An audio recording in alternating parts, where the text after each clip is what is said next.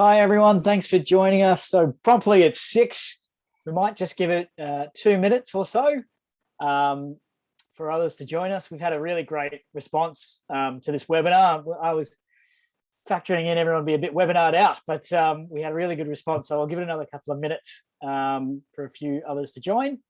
And then Deborah Sykes from the Port Phillip Emergency Climate Action Network will join us to introduce a bit about PECAN. We'll ask for everyone to keep yourselves on mute throughout as well, if that's all right. But yes, we'll be starting very, very shortly.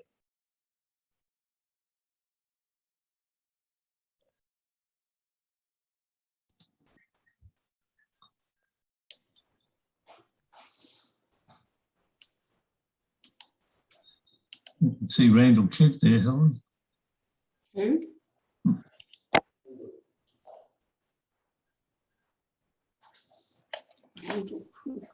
There's Jared Harper. There's Colin. There's Josh Burns.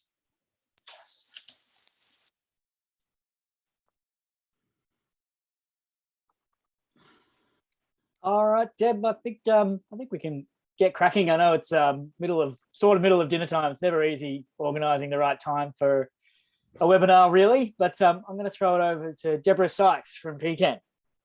Okay, great. Thank you. Thanks very much, Peter. So hi, my name is Deborah Sykes, and I'm really pleased to be with you tonight on behalf of PECAN. Just a quick little bit of housekeeping. Can you please all keep yourselves on mute throughout the session? Just makes it easier for whoever's speaking and whoever's listening. Also, this session is being recorded, so if you don't wish to be visible, please turn your video off. If you have any questions, please put them into the chat and we will get to as many as possible. And I'm very excited because apparently 135 people have registered for this event, which is really fabulous. We've got a finish time of 7:15. So I'm just going to introduce PECAN, then Peter will talk about the Yarra Energy Foundation and the Metro Hub, and then Chris Wallin, who we're all dying to hear from, will go through all the things he wants to talk about. So, so let me share my screen with you. Is that working? No. Okay, let's just give it another go. Yeah. Is that it? Perfect. Yes, great. Okay. So first off, I would like to acknowledge the traditional owners of the Yalcook-Willam land on which many of us are meeting. I pay my respects to their elders, past and present, and the Aboriginal elders of any other communities that may be online with us today. For those of you who don't know PECAN, the Port Phillip Emergency Climate Action Network, it's an organisation made up of 12 member groups in the city of Port Phillip. PECAN aims to create and sustain a strong climate action movement in Port Phillip to address this climate crisis. We aim to influence all levels of government to take action to address the climate emergency and to communicate the need for such actions to the public. And we aim to inform people and organisations on how to change behaviour, reduce their impact on the environment, and adapt to changes in the environment as a result of this climate emergency. PECAN is really excited to be part of this Metro Community Power Hub, the first to be developed in a metropolitan setting. The hub will bring many benefits to Port Phillip, from providing expert advice to residents through the range of Hub Foundation programs to the ability to develop flagship projects which can bring innovative energy projects to Port Phillip. We're very conscious of Port Phillip's level of community emissions, currently just on 1.7 million greenhouse gas emissions annually. A high proportion of these emissions come from large commercial and industrial sectors, particularly in Port Melbourne and Fisherman's Bend. Currently, there is no program in place to try to reduce these emissions. Following a meeting organised by PECAN last year, attended by over 300 people, the Council established a community power working group with PECAN, aiming to create projects to reduce emissions. This working group identified two possible projects. One, a power purchase agreement for the large commercial and industrial energy users, and the other aimed at identifying electricity retailers who could provide renters and apartment dwellers with renewable energy at less than retail prices. Both these projects could be progressed through the Metro Power Hub, and we hope Council will support this work going forward. PECAN will be running a workshop soon to develop the flagship project ideas for Port Phillip. The neighbourhood battery feasibility study is one we think is really worth pursuing. And we also know that people in this audience will have other suggestions which we look forward to hearing about. So between now and the end of the year, we will be running 2 further webinars in conjunction with the Metro Power Hub. They could be on a range of issues, from getting off gas to electric vehicles. They will be accompanied by drop-in information sessions in libraries, when we can, to assist residents in finding more affordable energy retailers and energy retrofits for homes. Whatever your concern, please go to our website at pecan.org.au to register your interest and ensure that you receive updates on events around the hub. So what are community power hubs being developed? As a result of enormous community action over many years, the Victorian State Government is a short way into a 15-year project which will involve the progressive closure of many remaining coal generators. They currently supply about 70% of Victoria's electricity. And then there's a concurrent development of a very different electricity grid. This different grid would rely on the creation of renewable energy zones and a more complex distributed network which utilises battery storage and interconnections extending right down to neighbourhood levels. Many communities in regional Victoria have already negotiated to have community batteries in place across Australia. So PECAN and Port Phillip took the initiative to be a member of Victoria's first metropolitan power hub. We believe this initiative will enable the citizens of Port Phillip to gain greater control over our electricity production, cost, distribution and use, and simultaneously reduce Port Phillip's emissions.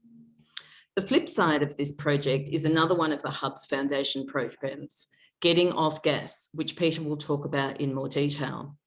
PECAN has recently made submissions to the Department of Energy, Land, Water and Planning, as well as to Infrastructure Victoria, about the degasification of Victoria. And these submissions, if you're interested, can be found on our website. Just this year, it's become very evident that methane, more widely known as natural gas, is responsible for nearly 20% of global warming. The first detailed study of methane's impact, the Global Methane Assessment from the United Nations Environment Programme, released in May, warns that cutting methane is the strongest lever we have to slow climate change over the next 25 years and complements necessary efforts to reduce carbon dioxide. The IPCC 6th report makes similar urgent recommendations, that the one that came out in August. The US and the UK have pledged to reduce methane emissions by 30% this decade. And still Australia is charging ahead with the so-called gas-led recovery. What will Australia possibly be able to say in Glasgow next month? That's why this is also important, and I imagine why you are here listening to this session. Through projects such as neighbourhood batteries and Getting Off Gas, we can show that a renewable-based, low-cost, low-emission future is a very practical possibility. It is a future that grassroots communities can confidently advocate to national governments. Empowered communities actually can have much influence. As the saying goes, from little things, big things grow. Thank you. Right. Now I'm just trying to unshare my screen. I think I've done that. Is that right, Tim? Looking good on your screen. Excellent. Thank you. I can still see the slides, but I think it's just taking its time. There we Yes, go. it is. There we go. Very slow computer. I've saved too much stuff to my desktop, so it's not doing so great these days. But thanks, Deb. Thanks very much for introducing us all to PECAN. And for everyone out there, if you haven't heard of the good work that PECAN have been doing, seriously check them out and spread the word and join, be a part of what PECAN. I've written PECAN incorrectly on the slide here, but you get the gist. And but yes, certainly they're very warm, very welcoming, and are doing a lot of great work and have for a very long period of time. So yeah, certainly check them out if you can. So yeah, briefly who I am. Who am I? I'm Pete Mercurio, and I'm the manager of the Metro Community Power Hub. But I've also been a team member of the Yarra Energy Foundation for 5 years now. We're a small not-for-profit. We're independent energy advisors. City of Yarra have actually funded us since 2010. So we've been around for a while, offering residents and businesses advice on how to transition to renewable energy, whether that's energy efficiency audits or an assessment of energy using equipment at your home or your business, but also assisting you with solar. And part of that solar process is, finding the right suppliers. So I'll get into all of that later on, but that's the Yarra Energy Foundation in a nutshell. So we've been around for quite some time, which led to, I suppose, our application to Sustainability Victoria to become the lead partner in the first ever Metropolitan Community Power Hub. Sustainability Victoria, you may or may not know, we're running pilot projects since 2018 in regional Victoria. So one in Bendigo, Ballarat and Latrobe Valley. And check out some of the results that they were able to do in their short period of time of being a pilot. But through those pilot projects, Sustainability Victoria have opened that up to 3 other groups, or 3.5 other groups, I should say. And we were fortunate enough to be the lead partner for the Metro Melbourne Community Power Hub. So we're really excited to bring this to you all and really get an understanding, I suppose, and translate to you what does that actually mean. But yes, we've received funding through the Community Power Hubs program, that pilot program from the Vic government through Sustainability Victoria for the Power Hub. So what is a Power Hub? It's a great question. A Community Power Hub is really, it's a collection of groups. It's a collaboration. There's a lot of really great climate community groups across Melbourne that have been doing really great work in advocacy and campaigning over a long period of time, PECAN just being one of them. And that's really great when we're trying to get our councils to move in the right direction, when it goes to responding to climate change and what that looks like. But a lot of the time we're working in silos. So it's a really good opportunity to bring all these climate change groups together. Our role here is to build some of the more recent climate groups up to the same level as like a PECAN, for example. But there's heaps across the board. So it is a real collaborative effort, a collection of groups and organizations, not-for-profit, banks, neighborhood houses, schools. It's quite a lot. So Lachlan, who's on the call here and is the Community Energy Project Officer, being a real linchpin in bringing all these groups together to deliver real climate change solutions, not only at the grassroots level, but as high as we can go. So that's what a community power hub is in a nutshell. So some projects can range from, changing lights at sporting grounds to LEDs, putting in a solar farm and getting direct energy from that through like a power purchase agreement, for example. But it can be as simple as energy literacy and billing assistance. So a lot of the work I've done in the past is helping public housing residents understand their bill. So we're going to include that in some of our project deliverables over the course of the Power Hub life, which unfortunately is only 10 months. So we'd really like to make this as successful as possible. So there's no reason but for Sustainability Victoria to help fund us and all the community groups that are attached to this. So how do we do that exactly? How do we work collaboratively? So the Community Power Hub is made up at the moment of about getting close to a dozen now climate community groups, and a lot of those councils that are aligned to those climate community groups. Brett Hedger from City of Port Phillip is here tonight, so I'm really thankful that Brett's here as well. And he's put his email in the chat, so feel free to email him with any inquiries about this or whatever is on your mind about climate change and climate change solutions. But we've at YEF have developed quite a steady stream of pipeline projects, I guess you could say, that are socially acceptable, financially feasible, and technically viable it's kind of where we fit in. We are energy experts at the Yarra Energy Foundation. So I suppose it's the missing link between your community organisations like a PECAN, and we can really help them accelerate some of their own projects based on the experiences we've had and the knowledge that we've learned over time. I think between the team, we've got collectively over 50 years of energy expertise. And as you probably all know, energy and the energy market is changing dramatically in a very short period of time, and keeping up with it is half the battle. So that's what we're here for, to help out with all the climate change community groups and councils too. So we're here to deliver implementation ready community projects. So it was really interesting when I had my first conversations with Sustainable Victoria. It's like, what projects have we already delivered to our council network and our council partners? And that's what we're going to try and do with the Metro Community Power Hub for the general public. Naturally, as an independent not-for-profit, we'd like to think that we provide local trusted advice as well when it comes to clean energy. So roundtable partners, who are they? Well, we've managed to get Bayside Climate Crisis Action Group on board, who may be here tonight, I'm not entirely sure. GCAN, which actually stands for the Glenara Climate Action Network. And I know Belinda is on tonight. Hi, Belinda. I can see you there somewhere, from GCAN. Thanks for coming along.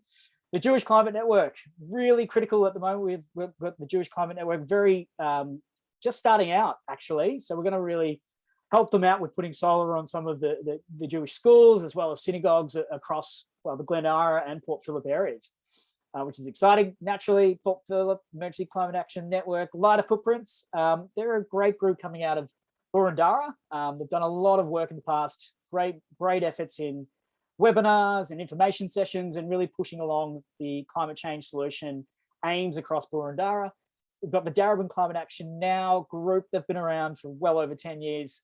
They've been doing some brilliant work in the Get Off Gas campaigning, as has YCAN, Yarra Climate Action Now. So I've been working with Yarra Climate Action Now for quite a while, naturally, in my role at the Yarra Energy Foundation. There's also a group called SEAM. They're a social enterprise asset management. They've been brilliant in helping us network and connect with the Archdiocese of Australia. And we're working with them to deliver solar and potentially batteries as well across 300 sites that the Archdiocese manage. So you can see with all these groups, we're building quite a network of roundtable partners to build everyone's energy literacy, energy knowledge, also transfer a lot of this knowledge across each group to then train the trainer and get out in the community and explain to them, what we're talking about when it comes to transitioning to a renewable energy future. Oh, and then there's us. I always forget about us. Foundation projects. So foundation projects, we've kind of designed these in kind of two streams. Foundation projects are really programs centered around solar PV, split systems, heating and cooling, and your hot water heat pumps as well. And then supplanted by your energy literacy utility bill assistance package. So we're actually partnered with Renew and Consumers Policy Research Centre to do deep dives into renovations as well as billing assistance. So with the Consumer Policy Research Centre, great partner. They've got about 5 people on staff, all from different backgrounds and different language abilities, to really help us work with our public housing and call communities. It's a really important part of it. When you've got over 25 different retailers in the market, it's really hard to choose the right one and switch as well. But these specific programs, I guess you could call them solar, split systems, and hot water heat pumps, they really are your building blocks to an all-electric home. When I describe an all-electric home, what I'm really saying is you're getting off gas projects. So just going through these in solar PV program that we have through the Metro Community Power Hub, like I've mentioned, over the past 4 years or so, we've done a lot of programs with our council partners and delivered well over 2.5 megawatts with well over 1,100 participating households and businesses since 2018. I wouldn't really include 2020 in there really, or this year, but we've been steadily chugging along, and quite a number of participating households have come through our programs. And the reason for that is, at the end of the day, we are an independent, not-for-profit, offering energy advice to you. We've been sounded out by councils, including Port Phillip, to help run these solar programs. And through that, we have a lot of negotiating power. So I put out a tender, and we evaluate those tenders on a myriad of criteria, well over 60 points of criteria, to ensure that we're working with, a reputable solar company. Unfortunately, when there's rebates that come through state government or federal government, there will always be cowboy solar companies in the market. So our job is to do that comprehensive due diligence process to really take the guesswork out of going solar for you, the resident. So if you are interested in solar, go to the website www.ef.org.au/MCPH, register your details, and we'll get some quotes for you. We'll help you look at those quotes as well, review those quotes. Our solar providers that we have been excellent in helping residents navigate those rebates as well, particularly through Solar Victoria. It can be cumbersome for some people, but I've been really proud of the work that they've been able to achieve. You know, I might seem nice now, but I definitely crack the whip if anything goes wrong with those commercial suppliers. And that goes the same for hot water heat pumps and split systems, which is what I'm coming to next. So why we've included this, it's really important. And I know I'm talking quickly, but I'm just conscious of time. And I really want Chris to jump into community battery chat. But you may or may not know, 40% of your energy consumption can be attributed to hot water and 40% can be attributed to your heating and cooling needs. So 80% of your household energy consumption and therefore spend is really built around those two pillars. When you have solar PV, this really complements the split system and hot water heat pump usage. So you really want to maximize your own personal generation. And you know, there are solutions out there that we're working on. If you can't get solar, if you're in an apartment, we're developing a manual for apartment dwellers to get solar on their buildings. It's a bit messy, a bit trickier, a bit more challenging, but we've worked with a few apartment buildings now in the past that now have solar. So if you are that person out there, don't feel like this isn't speaking to you, because we can work on a solution for you. Again, I want to come back to this energy billing stuff. It's really important. Over 25 energy retailers, who to choose. What is actually encouraging to notice, I regularly go to the Energy Compare website, which is a state government website to help you compare your retailer with another retailer. When it first was launched, it wasn't very often that you'd see retailers offering renewable energy plans. You'll find that some would offer like an offset plan where they're planting trees, God knows where, probably somewhere overseas, which you can't really track. But it's an absolute pleasure to see that some of these retailers, even the big ones like Energy Australia and Origin, do offer 10% renewable energy plans, 20%, 50%, some cases 100% renewable energy plans. So check that out at the Energy Compare website, or like I said, hit us up and we'll help you navigate that. But it's worth investigating. The default offer at the moment is 24 cents per kilowatt hour. Currently, I'm on a plan at about 18 cents per kilowatt. So it's well worth looking at. I know some of the coal communities that I've worked with and public housing residents, some were paying 40 cents per kilowatt hour, and it was just quite shameful. So we are working on with Renew and Consumer Policy Action Centre and the University of Melbourne in developing a power purchase agreement for public housing residents, as they're all with individual retailers. So that's really exciting to be able to do. And I wouldn't be able to do that without the Metro Community Power Hub. So really coming back to the importance of this collective effort with the Metro Community Power Hub mechanism, it's really designed to be able to do that. Flagship projects, it is kind of what it says. It is pretty much whatever you want it to be. Aim high, think big. It's a really great opportunity to utilize the resources that we have at the Yarra Energy Foundation and our climate community groups and our council network as well, to really look at, you know, a community energy project in your neighbourhood, whatever that may be. Some of the things we're looking at, obviously, Deb mentioned that power purchase agreement in Fisherman's Bend. One of the good things about that is I know Darwin, Moreland, Port Phillip, and Yarra and City Melbourne have all looked at PPAs in the past. So we've got the material there. We just want to apply it to Fisherman's Bend, or even piggyback Fisherman's Bend onto that. It does require a lot of work, don't get me wrong, but we've got that ability to work that out. You know, it might even be transitioning a high street onto a 100% renewable energy plan or renewable energy offering, or getting them all on solar, or your own street, your own street that you live in. Perhaps we can do solar for the entire street. Perhaps through that we can negotiate even more of the prices we negotiate with our solar providers, which is up to 20%, by the way. So yeah, as Deb said, PECAN will be holding a couple of webinars over the next couple of months to tease out some of these flagship projects that you and the community might want to pursue or ask us to pursue. And we're happy to facilitate that. And Tim, this is one of your slides. Tim Shue on the line here is our communications manager. Tim's been with us now since the start of the year, and couldn't be happier having Tim on board, because I wouldn't be able to do a lot of things that we've been able to achieve without him. But he really cuts through the baloney, I guess you could call it. It's your voice, your stories, local priorities, people in place. It is what it is. It does start grassroots, and there is a shift towards grassroots solutions. And we feel with the Metro Community Power Hub, we can really deliver those. And as Deb said, you know, from little things, big things grow. But I feel like we've got the tools for the big things. We just need to put them all together. So that's where we come in. And I hope everyone can appreciate the efforts of Sustainability Victoria to really see this flourish, because it's got a lot of potential, that's for sure. If you've already converted your house to an all-electric home, we'd love to hear from you. Do a case study. Someone from Port Phillip has actually already emailed us telling us that they have actually done that. We're looking forward to talking with them in the next couple of weeks. That way we can see the pathway on paper of what someone has done and try to replicate it at your home too. Trying to take the guesswork out of all of this, because it can be complicated. And that's me for the moment. I'll try to answer any questions in the chat, but we've got Q&A later as well, and I'm sure the team can answer those. And without further ado, I'd like to introduce Chris Wallin. So Chris has been instrumental in getting community batteries to the stage in which they are for the Yarra Energy Foundation, and by extension, the Metro Community Power Hub. Chris may not be aware, but I'm really thankful that he's come aboard, because working with City Power and forging a formal relationship with the grid operator had always seemed too hard. It always seemed like Fort Knox from the community group.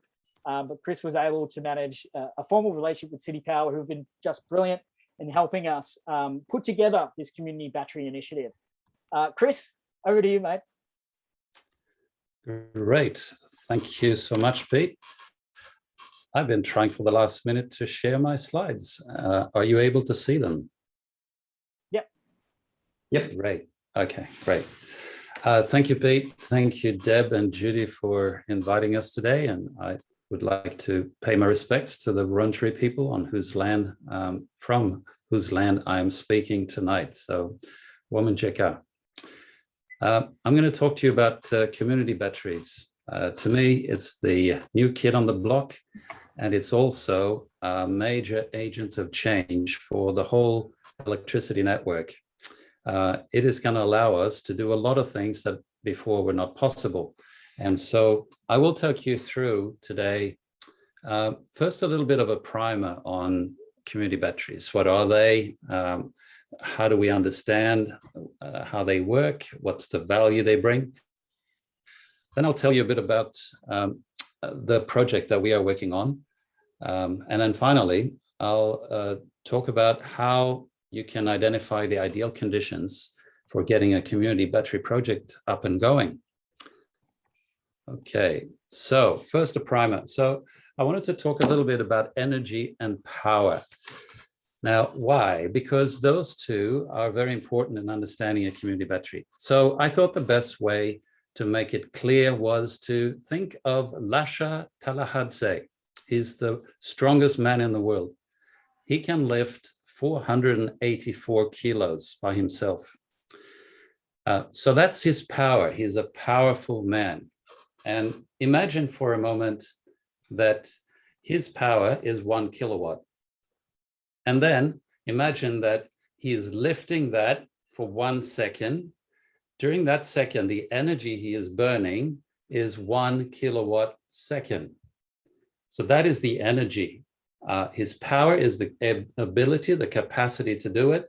The energy is what he's burning to use that power. If now he keeps it up for an hour, which I think would be pretty hard, but if he did, it would be 1 kilowatt hour.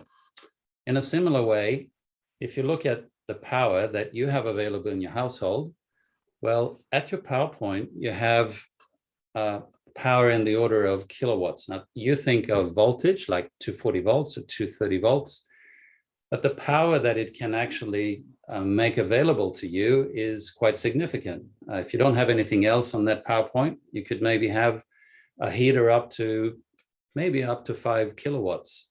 That's how much power you could get from that power point. But when you use it, so like it is actually lighting up a light bulb, well, there is then energy that is flowing, and it's that energy that's important. So a battery stores that energy and makes it available as well when it's discharging. So the main element of a battery is the kilowatt hours. And so we can see from that the different types of community batteries that are out there. Here's a picture to show you a little bit of what's happening in the press. And thank you, Tim, for putting this slide together.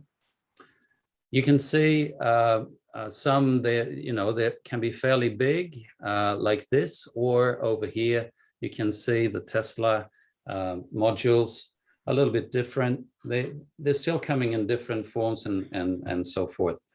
But the way you look at them is you say, well, all right, this one here, which is actually the Ausgrid one that is installed in Beacon Hills in New South Wales, I think.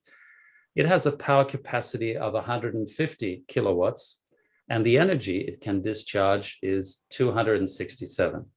This one has 274, and this one has 420. Now, this is interesting because you can see it has a power capacity that is a quarter of the energy. That means if it was running at full flat chat, well, it could discharge for 4 hours, because 4 times 105 is 420. So that's how you look at community batteries. They are very useful because the first thing they do is they reduce solar waste. What does that mean? Well, solar waste is the solar energy that could not be used, either because there are export limitations or there are other issues that prevent a solar installation to make available all that energy produced. The second thing is that with a community battery, you can actually install more solar. So therefore, there will be more renewable energy produced in that neighborhood without network upgrades, because that's what's costing everyone more. Everyone much more is the cost of upgrading the network. It also reduces losses because you produce close to where you consume. It makes renewable energy more affordable, which it should be, because it's now known that wind and solar are the cheapest forms of energy available. You can support the network and therefore reduce the need for fossil fuel generators to do that job. More equity, because particularly in our business model, which I will tell you about in a moment, we make the energy stored in the battery available to everyone. Most of all, I think as you can become more involved with the neighborhood battery, the battery in your neighborhood, you can develop more trust in how the energy sector is operating. So let me now tell you a little bit about the project that I'm working on. This is a project that started about 1.5 years ago, and I had actually started earlier than that, as I was actually volunteering with the community energy group, and it seemed to me that the best way to help neighborhoods engage on the transition to renewable energy was by enabling more solar with storage, hence community batteries. And that eventually led to, well, Yarra Energy Foundation being interested in my idea. And then I hit the ground running very much from day one. And I knew that the only way for this to work is if the distributor is on board. So I started calling them, and it took a while before they sort of caught on to this idea. But in early this year, we signed a memorandum of understanding to work together. And a few months later, we added ANU, the Australian National University, and particularly the department called Battery Storage and Integration Program. We are the 3 core partners working together to deliver this project, Yarra Energy Storage Systems, also called the Solar Sponge. So what is it? Our project aims to deploy up to 200 community batteries across the City Power network, which is central Melbourne and inner suburbs. It is right across the network, offering 3 types of services. storage and supply, supporting the network, and trading on the electricity market. The ownership model is quite different because we are allowing community members to become shareholders of the business that is running the battery. And I will tell you more about this in a minute. And you can see here that the three core partners, YEF, City Power, and ANU, are working together on this. But there are two other partners that are key here. We're going to have a first system installed in City of Yarra next year. And that is in partnership with DELP, so the Department of Environment, Land, Water and Planning, and the grant that they gave us that therefore allows us to finance this initial system, not only the system, but also the software that's going to run the system. The other partner is the City of Yarra. So we're working very closely with them to make sure that we are delivering a solution in their jurisdiction that will hopefully lead to a lot more throughout City of Yarra. Now, how does it work? The way we do it is we provide first and foremost services to community members through participating retailers. We store energy that is generated during the day on a local network. And then at night, we supply it. The way we do it is we supply to everyone. So anyone in the neighborhood can sign up, whether they are a solar customer or not. They can also choose their participating retailer. There will be a few who will be joining us in the first installation, but we hope to get more and more as we go. The battery also provides support to the network because the network has to make sure that the lights are always on. And the battery can provide a key role either when there is too much solar energy coming out or when there is very high peak demand, when lots of households have their AC units running at full blast, the energy consumption could be greater than the supply. And therefore, the battery plays a key role. Thirdly, and importantly, this battery can operate on the electricity market by buying and selling electricity, but also in assisting in keeping the frequency, the 50 hertz that you have in the energy that comes out of your power point. To keep that 50 hertz at 50 hertz, batteries are extremely well designed and capable of doing that. And that is an important service that it can offer on the market. The way we are approaching it is by allowing each battery to be partly owned by local community members as retail investors, but also to attract wholesale investors who may provide the capital that allows to rapidly deploy a lot of these batteries throughout the neighborhoods. That allows local community members to have their say in how the battery is run and to decide on for example, how the business will distribute its benefits to the community.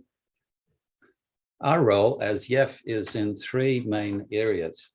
So first of, we are putting together a feasibility study capability. So we can actually help you understand what it takes to get a community battery going in a particular location.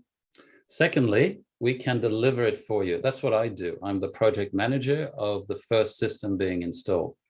And thirdly, we are developing the software with ANU. So the software that's going to run this, plus all the commercial arrangements with retailers, with City Power and other parties, we are setting up and we can operate that on behalf of the community group that would like to have that battery. But it is not necessary. A community battery group or a community energy group can decide to run this battery by themselves. The software that we are developing, we are putting it in the public domain. So anyone can leverage that and run it themselves. We are a not-for-profit and we would like to offer a cost-effective solution to those who do not want to get involved with that and don't have or cannot find the skills, both technical and commercial, to pull this off. All right, now let's talk about what's the value that we are proposing here. First and foremost, having a community battery in your neighborhood enables more solar to be installed and more solar to be exported. That is the reason you want to have a community battery there. We are not offering specifically virtual storage for a few solar customers. Instead, we are making available the energy that we are storing locally to everyone who would like to sign up. We source the energy locally when the sun is shining and remotely when it is not. Now, it's important to understand that when we charge from remotely, we do that during the day when the renewable content is higher than at night. That means that when you are consuming as a battery customer at night, you have a higher renewable content than it would have had if you were getting the energy straight from the grid. Our business model also does not involve any cost for anyone to sign up. You even get a discount, not a big discount, but a discount. And that allows you to see that it is worthwhile financially and for the environment to sign up to the battery. If you are a solar customer, no problem. We are not touching the feed-in tariff. It will stay in place until the new legislation come into play, probably in 2026. But up until then, you will have your same feed-in tariff. How does it work? It's very simple. During the day, we charge up the battery up until about 3 p.m. And then after that, we discharge. And we discharge to the whole local voltage network. We will particularly target the 5:30 to 7:30 peak demand bracket. But basically, we will discharge the battery we are targeting with this first system to maybe discharge 200 kilowatt hours every night. And that means we will share that across the people who have signed up. At the end of the month, those that have signed up would get a prorated discount for the amount of energy that they've used from the battery during the evening. How do you sign up? It's very simple. First, you check that your property is connected to the same cable as the battery. Number two, you sign up through a retailer, and there will be a few participating retailers we are working with at the moment that are available for you. And thirdly, you would download the app and you can start enjoying that evening energy. Now, let me tell you now a little bit about what are the ideal conditions for starting a community battery project. First, you would look around to see where are there solar clusters. A solar cluster is where you have a number of properties fairly closely located with solar installations. That's a good indication because it's likely that if there is a lot, there will be a constraint on the network, and the combination of the two makes it very attractive. It helps City Power remove a problem, and it allows the local community to take advantage of more renewable energy. You would locate it in a nearby park or other communal area. It could be private land, it could be council land. But if there is an area that is suitable, that would be great. It's not hypercritical that the battery is at a specific location along the cable. Anywhere is okay. Some places are better than others, but most of all, where it's convenient would be most suitable. The community being interested in having the battery is, of course, very important.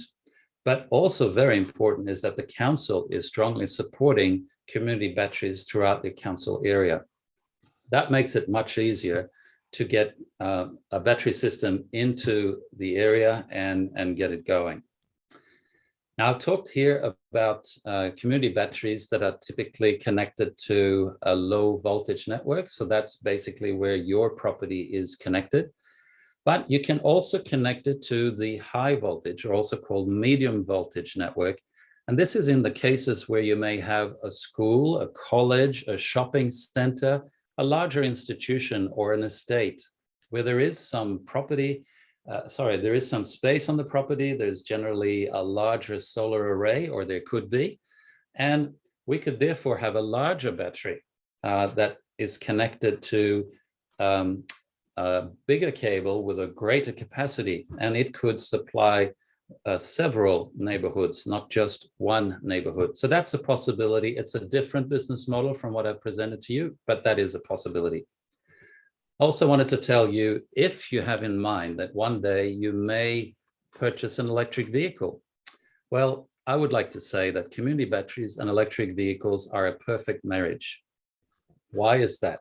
Well, if you have solar energy on your house and you have a driveway and you can therefore connect your car and you can charge your car that way, but most importantly, you can use the feature that is going to become more and more prevalent called vehicle to grid. It means that the very large energy storage of your car could supply your evening consumption because it would be much less than what you would need to drive your car.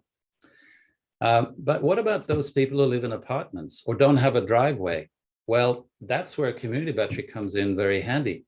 Because if you can connect your EV to a charge point, which is connected to the community battery, we are putting in place the mechanism for you to be able to use energy through the community battery to your property or to your apartment. And for those people who have an EV but run out, well, we could actually be the backup. So there is a really good complementarity there. And so I'm wondering, do home batteries actually have a long-term future? Maybe they do. Maybe there are cases for it.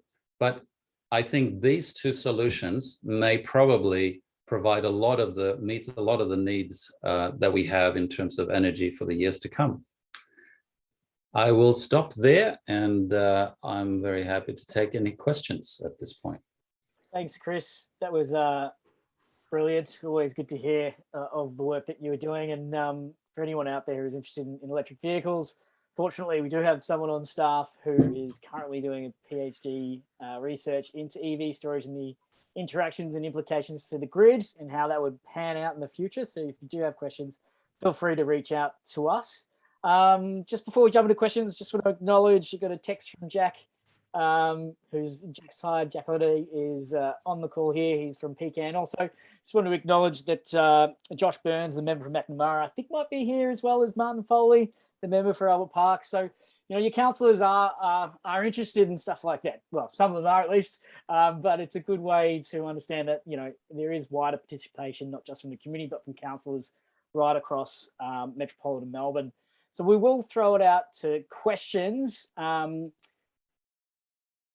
did you want to read out a few, or Deborah, maybe, did you want to read out a few questions that you may have taken down that we haven't answered, or Tim? Yeah, thanks, Pete. Thanks, everyone, for your questions. We are doing our best to track the questions that come through in the chat, so please keep them coming through that way, and we'll aim to get through them in a sort of systematic way. There's two questions which might be easiest for Chris to answer first verbally. There's a few which we've tried to answer in text. The first one comes from Phil. So Chris, this one's for you. Who is responsible for the battery maintenance and ultimate replacement? So when you select a battery manufacturer, typically you would set up a maintenance contract and they would come and do the maintenance. There isn't much maintenance on a mid-scale battery. Maybe once a year at most. There's a warranty period, first of all, that doesn't really require any maintenance. And then it will depend on what kind of battery that you are selecting. There's actually a lot of different types of batteries with different chemistries, different lifetimes, different degradation rates. So it all depends what is the battery manufacturer that you are selecting. But it is not a major drain on the cost structure in terms of the maintenance. There are also battery manufacturers that use recycled battery modules. All of this is sort of, I'd say, an industry that is still very much in movement. But one thing seems to be very clear. The battery technology is already very mature with lithium ion, and there's very little maintenance needed. And you can see it yourself because you use the same technology in your phones and your laptops. So although it's a relatively new technology, it is already quite mature. Thanks, Chris. We have another question from Dr. Sarah Anderson. Are there any insurance or liability issues associated with community batteries? are there any risks that create potential liabilities? And yeah, that may be for the battery owner, or there might be other types of liabilities that you can think of. Liability, not really. Certainly, you may be thinking of the occasional fire that has happened with batteries. That is very dependent on the chemistry. Some chemistries don't catch fire at all. Others do. But most of all, no matter what the chemistry is, there is generally in all battery systems, there is a very sophisticated monitoring system of thermal runaway, which therefore interrupts any activity. And fires that you may have heard of often happens in commissioning times when they're about to go live. And that's where they're testing out the limits of it. And if something goes wrong, that's maybe where a problem may occur. But otherwise, there's not really that much of a liability. Certainly being located in a public space, for the owner, it's important to ensure that security of the unit and safety is guaranteed. So CCTV cameras or other ways, fencing, different ways to ensure that there is reduced risk of vandalism. That's another liability. In terms of the industry itself, there is more and more recycling initiatives going on. So as a battery comes to end of life, there are options of how to replace it or upgrade it. Still, it's an emerging market, really. So I think we'll see more and more solutions as we go. Great, thank you, Chris. Next question is from Brenton. He says, thanks, Chris. A quick question regarding vehicle to grid capability. Is it far off? It's available now. There are some vehicle manufacturers that offer it today, I believe in Australia as well.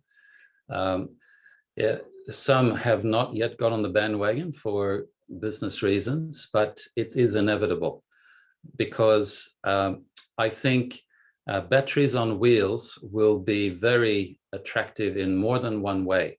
I can think of regional areas where microgrids are built and still need to rely on diesel gensets. Well, there may come a time where you have a battery truck that comes and charges up the battery of the microgrid to make sure that you still have energy in the microgrid in a remote town, rather than having to start up a fossil fuel driven genset. So I think the vehicle to grid is inevitable, and it's already available. It's just going to become very mainstream soon, as it no doubt already is in Europe. And in addition to that, Chris, a lot of car manufacturers are looking to be a point of difference, particularly when the market has been, well, not cornered, but the name Tesla does ring a bell to everyone. Tesla has invested a lot into their power walls, and for car manufacturers entering the EV market, does provide them a point of difference where they have a battery in the car that you can plug into your home. So for them, it's definitely worthwhile competing with Tesla in that guys. Tim? Thanks, Chris. The next one's from Trevor. So I think Trevor's asking about the cost of the battery per kilowatt hour, Chris. Mm-hmm. So that cost is dropping all the time. It's dropping because the battery modules become cheaper and cheaper as volume is going up and as manufacturing methods are improving. Depending on which analyst you're talking to, at the very high, at the large scale, you can count about $500 per kilowatt hour. And then as you go to the mid scale, you can get towards about $1,000, a little under $1,000 per kilowatt hour. As you get more into the home environment, it can go beyond the 1,000. But the 1,000 per kilowatt hours, which I use as sort of a benchmark to see where different manufacturers come in, is not the whole story, because what you get for that amount of money There may be some features that you actually want that are more environmental, for example, or more beneficial for the community for other reasons that actually increases the price. Or you can go for more of a shrink-wrapped solution, if you like, that is more specific, and you can really get the price much further down. So it's horses for courses. But roughly, you could say that the prices are varying between $500 and, say, for the flow batteries, probably $1,500 per kilowatt hour. Thanks, Chris. Question from Ramona. She asks, she imagines the bureaucracy involved in getting the battery approved by councils and retailers and the wholesalers could be substantial. Any comment on the bureaucracy slash, we could also interpret this in terms of perhaps the administrative kind of processes you have to go through to get these things approved? Well, thank you for the question. That's my job. Not just me, Tim and others on this call are working with me to work out these things. And that's precisely the value at YEF we would like to offer anyone who's starting a community battery project, is that we will already have set up a mechanism by which the battery is capable of delivering its value profitably. Working with retailers, and there are different types of retailers to access the electricity market or to provide the services to consumers, but it's also the relationship with the distributor, in this case, City Power, and how the data exchange is happening there and the commercial contracts. So what we, as I showed in one of my slides, we are offering that as a way to lower the barrier for anyone to actually start a community battery project, and therefore focus more on the specifics of where would it be, who would be involved, how do we manage this, and then the commercial aspects, the relationships with the council, all of those things, we would take care for you, largely leveraging everything that we are doing right now. In a way, you could say that our project and our first system in the city of Yarra is like a showcase, not just of the equipment, but also of how to do it. And in the spirit of DELP, we are completely open with what we are doing. We're sharing our knowledge. And so you can see already on our website, there's a lot of information that, thanks to Tim's incredible work, you can get answers to most of your questions. You can get resources on what you would like to find more about. And DELP themselves will be organizing knowledge sharing sessions for those who want to get projects going. So I think a lot is coming into place to make it easier and easier for a neighborhood to decide we want a community battery in our neighborhood. Thanks, Chris. We have a question from Dorel, 2 parts. Where would the battery or batteries be located, and how does the charge point work? The charge point. Not sure if that refers to an EV charge point or if it's the connection point of the battery to the network, but I can address both. So where's the ideal location? Well, as I said earlier, you can actually determine that there is a specific place on your feeder cable that runs down the street that would be optimal. But even if it's not there, it adds a lot of value. The way it works with the electrical parameters is quite versatile. So it is able to adapt to whatever is happening on the network. Let's just say somewhere downstream of the transformer that is supplying that feeder cable that your property is connected to. The connection is very similar to your own property connection, except it's 3-phase. If you were referring to a charge point as in an electric vehicle charge point, well, the way it would work is the community battery may be installed on day one and be offering its services. And then at a later point, it could be that the owner or the community or together are deciding that we would like to add some EV charge points. Then that can be added in. the infrastructure is already there for storing and supplying energy. And all we need now is an additional connection point. And so you could imagine if it's sitting at the beginning of a street, you could have several points along that street, and people could therefore park their cars along, connect in, and through an app, they could decide what they want to do as they connect in. Great, thank you, Chris. Next question comes from Rebecca. Can you please give an indication of how much a community battery would cost for approximately 30 houses?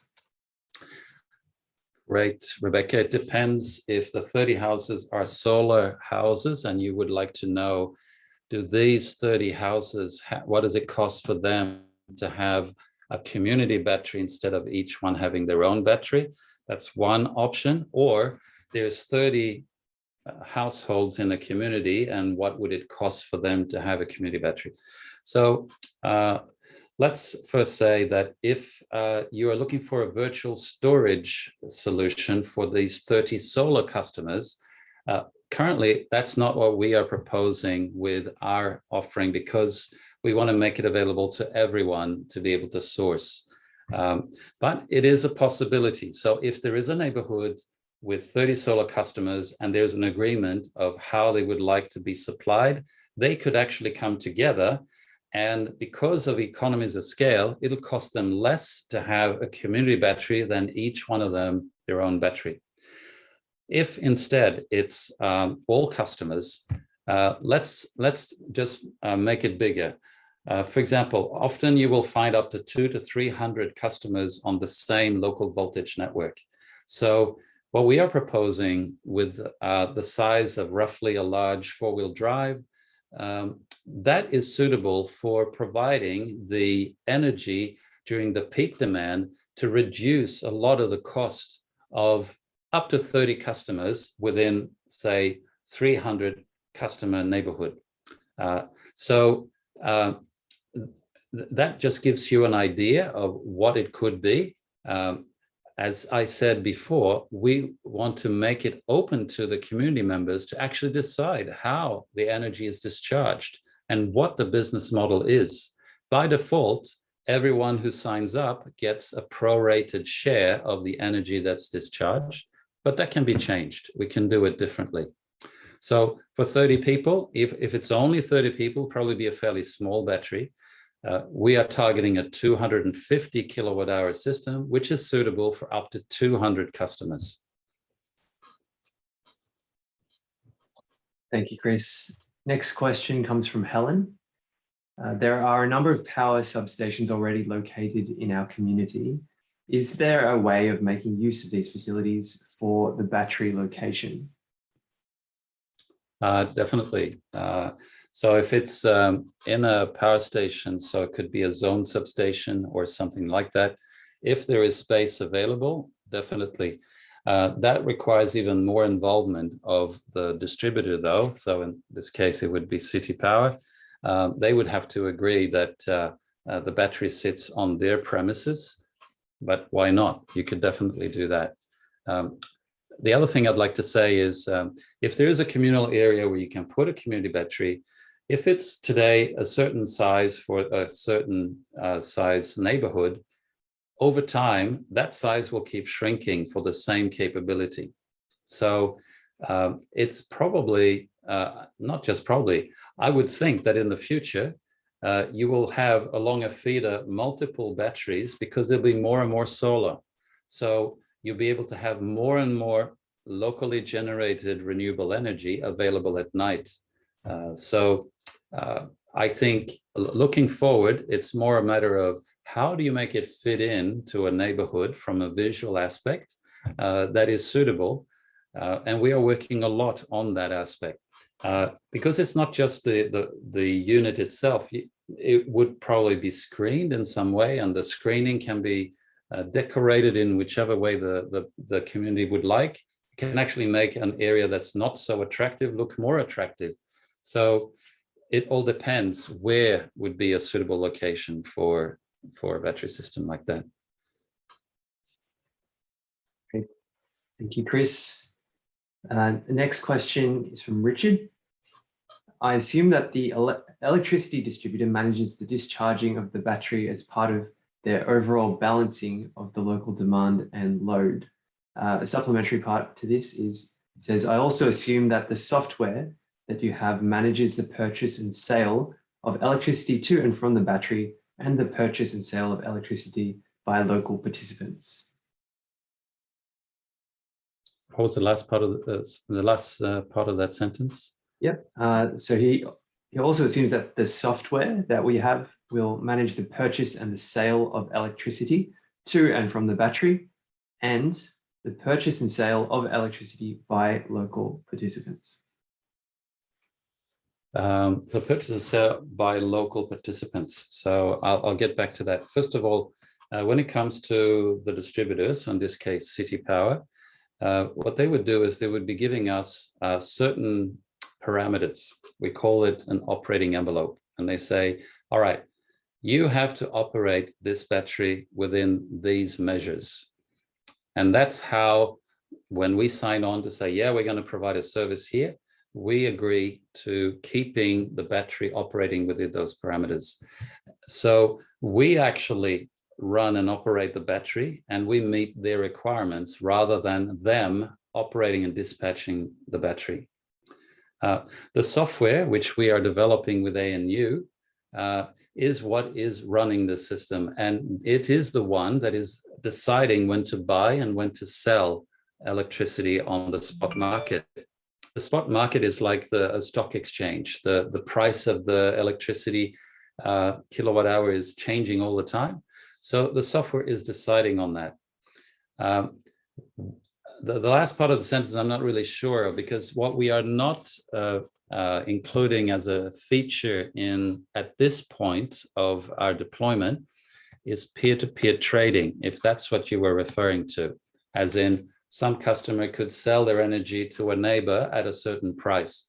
That's something maybe in the future we could do, but at this point, it's more about charging the battery and discharging it to those that have signed up.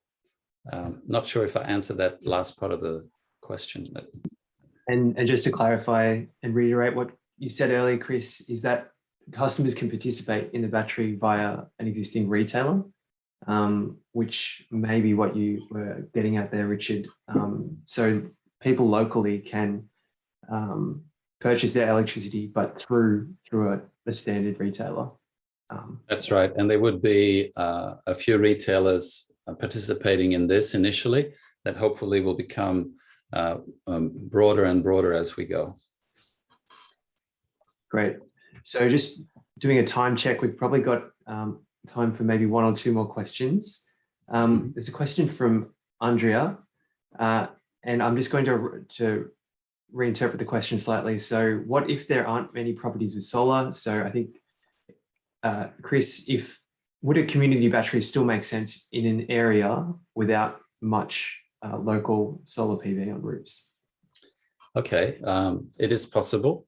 What it means is that it wouldn't really resolve a network problem. So if you want to do it, City Power would probably say, yeah, that's fine, but we don't have any special need. Number two, it could store whatever solar energy is exported, even if it's not that much. Most of it would therefore be stored remotely. As I said in the presentation, the renewable content is higher during the day than in the evening. So yes, you are definitely increasing the amount of renewable energy that you are consuming at night. The business case is not as good, but it's certainly possible as well. So I should actually add one thing. I realize that it's difficult to prove the commercial viability of a community battery in these early days. And therefore, the cost structure that we are building with this first installation is very thin. We're making some decisions to ensure that it runs at the lowest cost possible so that we are able to prove that it's possible to make a profit on it. But as things improve and the costs are dropping and so forth, I think it'll be easier and easier. But in the early days, it's really important to have a razor thin look at all the costs involved in running that battery system. Thanks, Chris. Another question from Rebecca. How much would, for example, 200 customers pay for access to the battery? Well, the good news, Rebecca, is they don't have to pay anything. In fact, I'm working closely with City Power on this. And with these battery systems coming out, we will innovate with a new type of tariff. And that tariff is taking into account that energy is exchanged on the local network and is not using the whole other big network. And therefore, it shouldn't be costing as much. It's a new type of tariff that we're going to be introducing with community batteries. And that basically allows the battery to charge on top of a lower tariff, a supply fee, the sum of both being less than what you would otherwise pay at peak time. So there is a small discount there. And on your bill from your participating retailer, you would probably see a line saying, discount from use of the battery, and there would be a negative figure that would reduce your bill. So basically, what do you need to do? You need to check that you are on the same network. Number two, you need to sign up with a participating retailer. And with that, with those two actions, you are able to get a discount on your evening consumption. So no cost involved for those who want to sign up. Thanks, Chris. We're just about to run out of time. I just want to be able to hand back over to the original speakers to wrap up. Roger and Ryan, thanks very much for your question about the yacht club redevelopment on Marine Parade. Unfortunately, we're sort of not really across the details of that, and we're not representatives of City of Port Phillip either, so we can't really respond to that question in any sort of substantial detail there. So I'll just hand back to Pete to wrap up the session, if that's all right with you, Pete. Or, yeah, sure. I'm going to actually handle off to Deb. So over to you, Deb. Over to you, Deb. Okay, well, that was fantastic. Chris, you are an absolute font of knowledge. I'm just so impressed, and it's been so informative. And as I started out saying, so exciting. There's so much potential out there, and I love it that it's all at a grassroots community level. So thank you. And thank you, Yarra Energy Foundation and Metro Power Hub. PECAN is thrilled to be able to host this and looks forward to lots more work with you. And also for everyone who's listening, please register on our website. Be part of us so that we can get the community moving and fantastic things happening. And any questions that you still might have, put them through to either PECAN or Yarra Energy Foundation. And because it's all just starting, we're just learning as we go. And so we're all in it together. I'm sure you've heard that somewhere before. Anyway, so thank you very much and good night. Thanks, Deb. Thanks, everybody. Thanks a lot, everyone. Have a great evening. Thank you. It was all informative. Cheers. Take care. Okay. Bye-bye.